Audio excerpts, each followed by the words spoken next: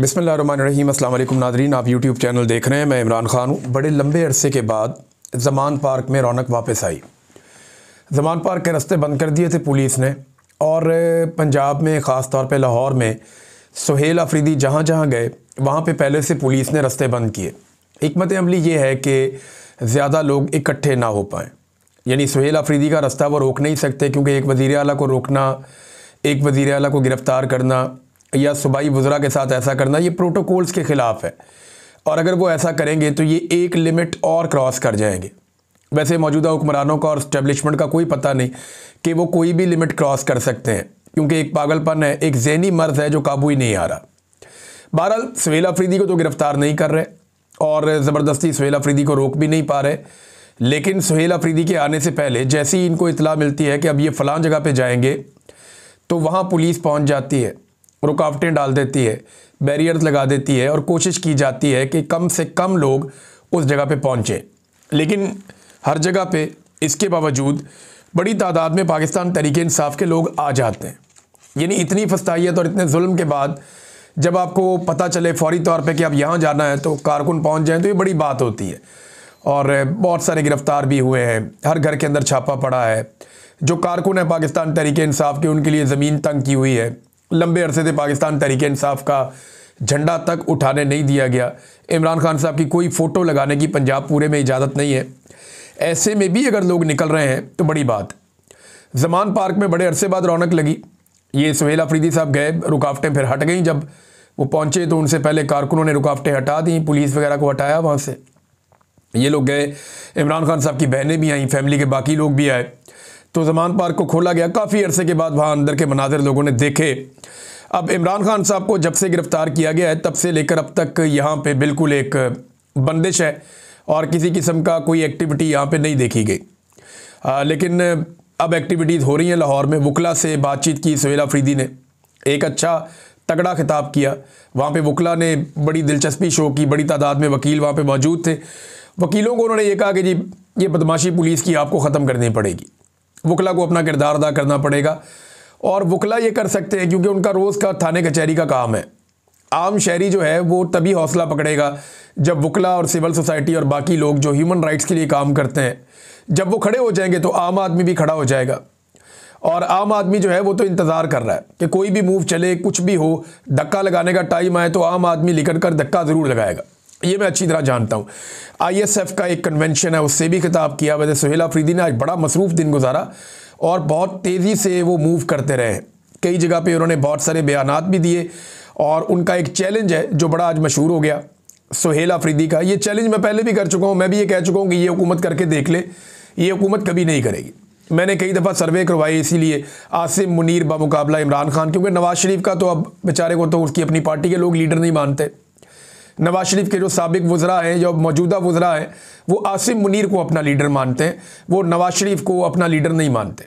आप देखें ना, जब भी कोई बात करता है वो कहता है जी आसिम मुनीर ने ये कह दिया, फील्ड मार्शल ने ये कह दिया, फील्ड मार्शल ने ये फ़ैसला कर लिया, फील्ड मार्शल ने ये खिदमत कर दी, फील्ड मार्शल ने ये तहिया कर लिया, फील्ड मार्शल का ये अज़म है। वो सारे अब ये कहते हैं।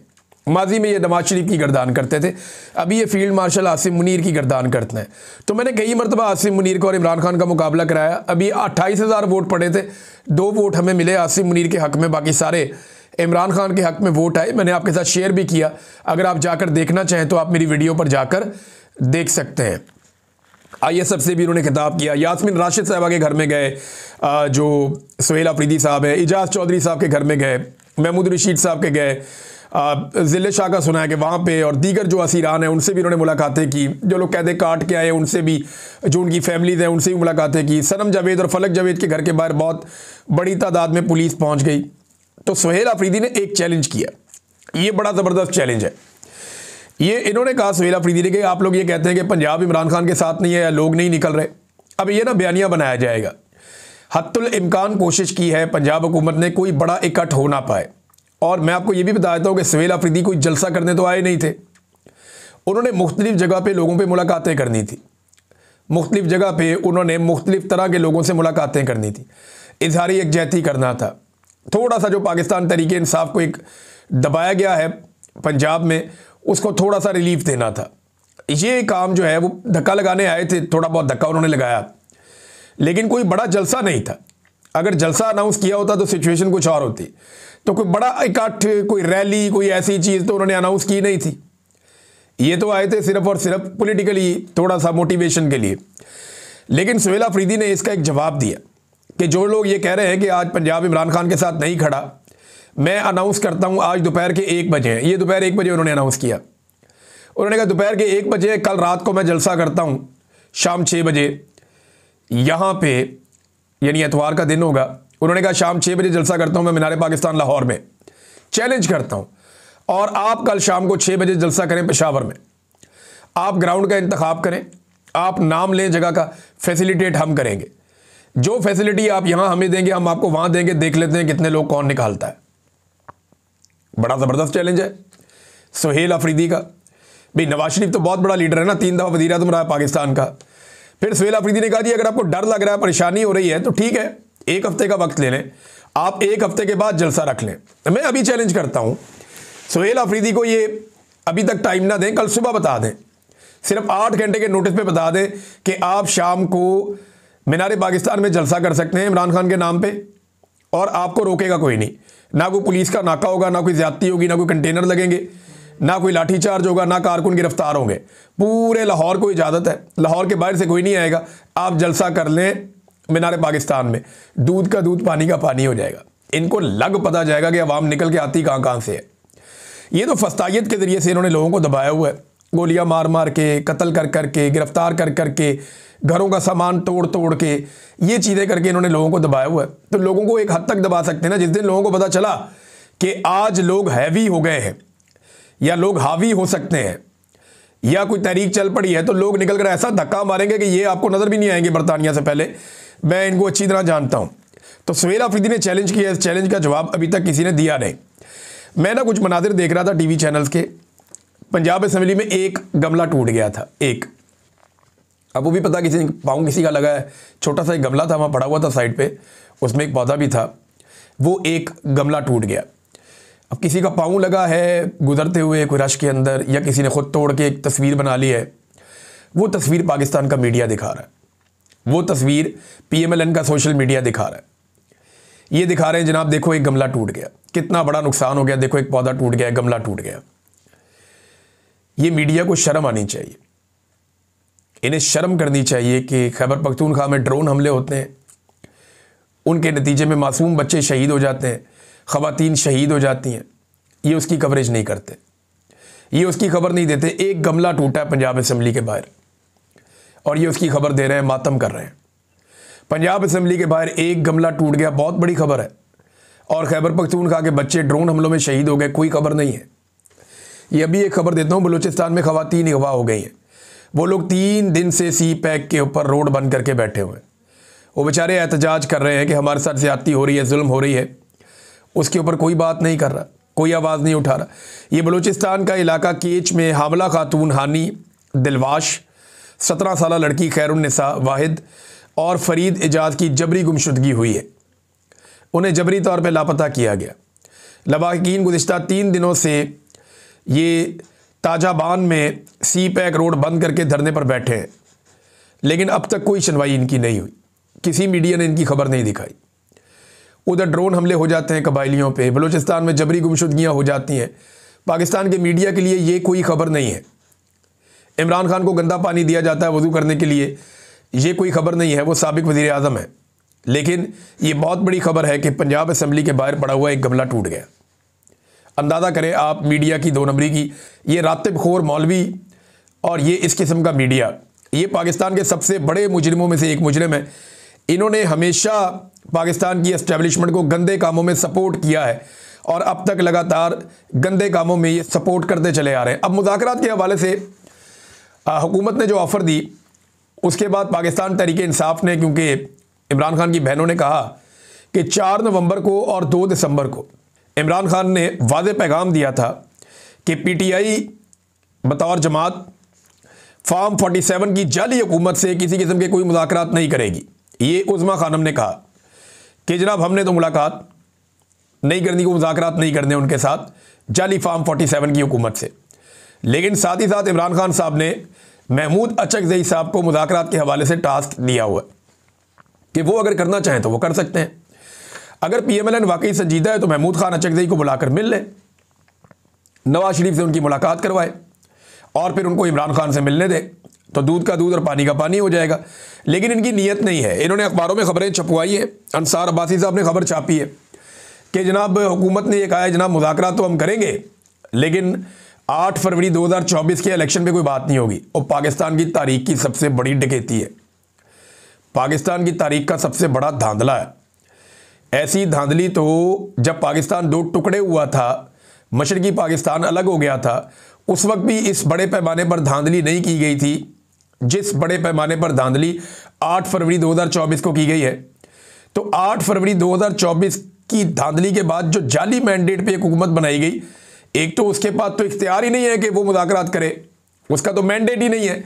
लेकिन अगर फिर भी मुज़ाकरात करने हैं तो वो कहते हैं जी कि इलेक्शन पे बात नहीं करनी, इलेक्शन के हवाले से कोई बात नहीं सुनी जाएगी और ना ही नए इलेक्शन करवाए जाएंगे।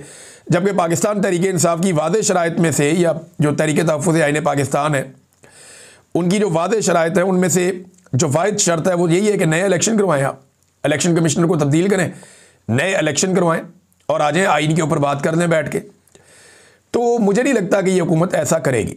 नजम सेठी ने भी ये कहा, हुकूमत के जितने करीबी लोग हैं वो बड़ा वजाहत के साथ ये कह रहे हैं हमें मुज़ाकरात इस वक्त सूट नहीं करते, क्योंकि अगर हुकूमत ने मुज़ाकरात किए तो जाली इलेक्शन पे भी बात होगी, एस्टेब्लिशमेंट के घटिया किरदार के ऊपर भी बात होगी कि ये किरदार ख़त्म किया जाए, ये किरदार बंद किया जाए और एस्टेब्लिशमेंट अपनी आइनी हदूद में वापस जाए।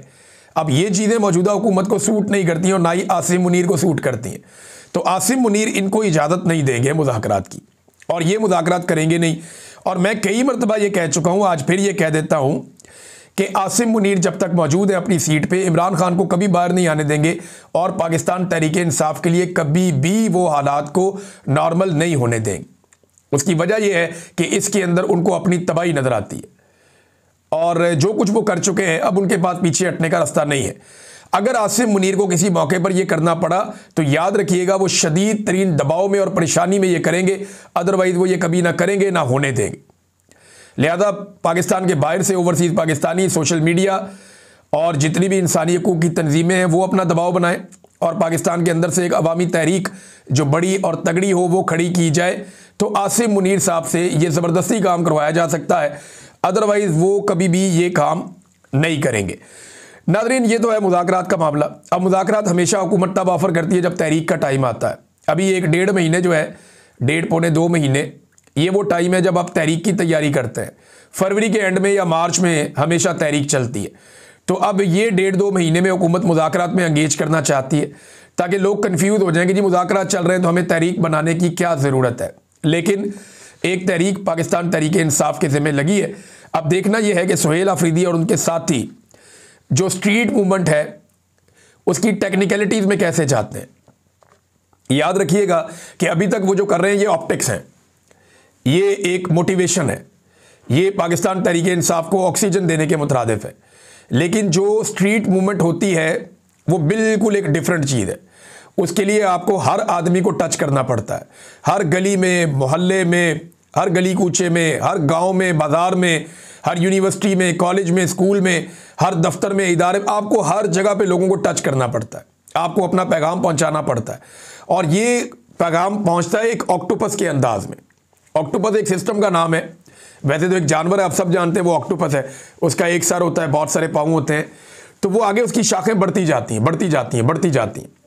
तो इस तरीके से ये पैगाम फैलता है और जो पैगाम एक आदमी के पास से निकलता है वो हज़ारों लोग बाद में फैला रहे होते हैं और उसके बाद लाखों लोग फैला रहे होते हैं और करोड़ों लोगों तक वो पैगाम पहुंचता है। तो इस तरीके से ये एक जो स्ट्रीट मूवमेंट है वो बनती है। अब वो टेक्निकली जब बनेगी तो हम आपको रिपोर्ट करेंगे। नाज़रीन, यूएई के सरबराह शेख साहब जो है वो पाकिस्तान तशरीफ़ लाए, उनका निजी दौरा है, शिकार खेलने आए हैं वो और वो इंजॉय करेंगे। लेकिन पाकिस्तानी हुक्मरानों ने उसको एक ऑफिशियल दौरा बनाने की कोशिश की। अब खबर ये आ रही है कि यूएई ने अपने पैसे वापस मांग लिए, ये आप अंदाज़ा करें। इन्होंने पैसे देने यूएई के, पाकिस्तान की हुकूमत ने यूएई के पैसे रखे हुए हैं अपने पास, अपने बैंक के अंदर, क्योंकि ज़र मुबादला के ज़खायर में इनके पास तो पैसे है नहीं। तो इन्होंने दोस्त मुल्कों से लेकर, कुछ सऊदी अरब से लेकर रखे हुए हैं, कुछ चाइना से लेकर रखे हुए हैं, कुछ यूएई से लेकर रखे हुए हैं। तो यूएई ने अपने पैसे वापस मांगे कि जनाब साढ़े पैसे वापस करो। तो इस पे अब इसहाक डार साहब ने बताया जी कि पैसे तो हम वापस नहीं कर रहे, हमने उनसे दोबारा दरख्वास्त की है कि आप रोल ओवर कर दें, मेहरबानी करें।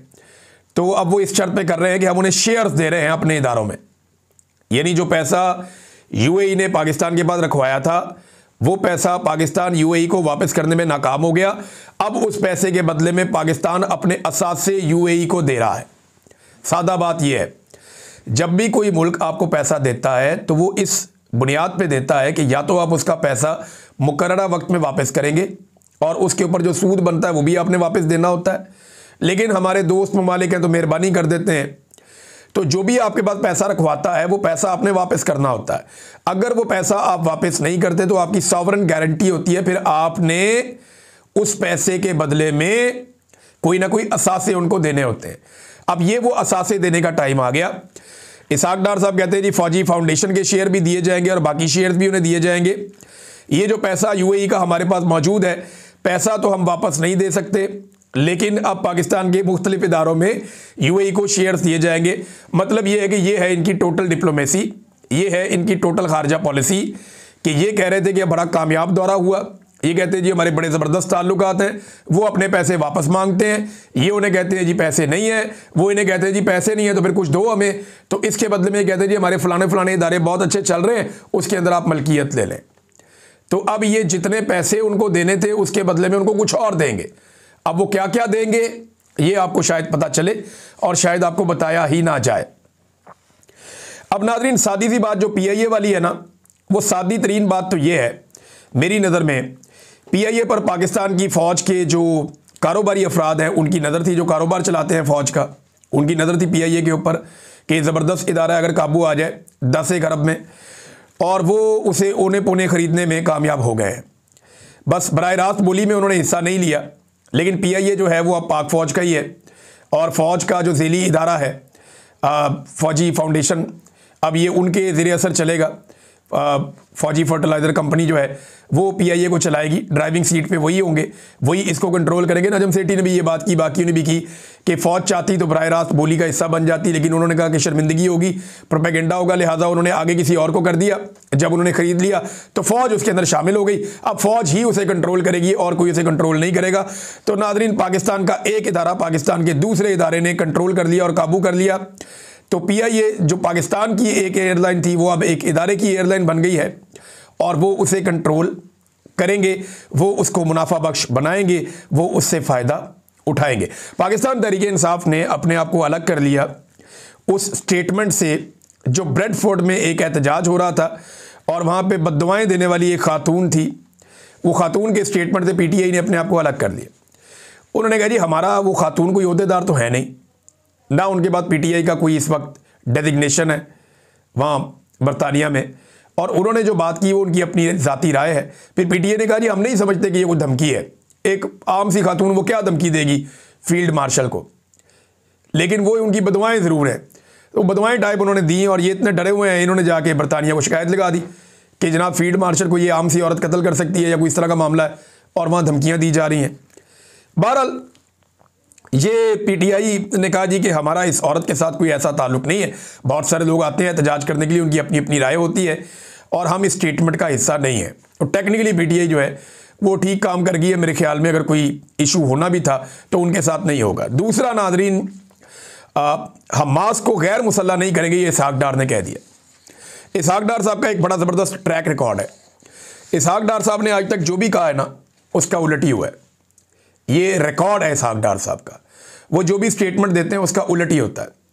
इन्होंने जब भी मईशत के बारे में कोई बात कही वो उल्टी हो गई, इन्होंने जब भी किसी खारजा पॉलिसी के बारे में कोई बात की वो उल्टी हो गई, इन्होंने जब भी कहा कि शहबाज शरीफ कभी भी डोनाल्ड ट्रंप के इस मनसूबे पे नहीं मानेगा, वो किसी और मनसूबे पे मानेगा, वो बात उल्टी होगी, जाके इन्होंने अक़वाम मुत्तहिदा में वोट भी दे दिया।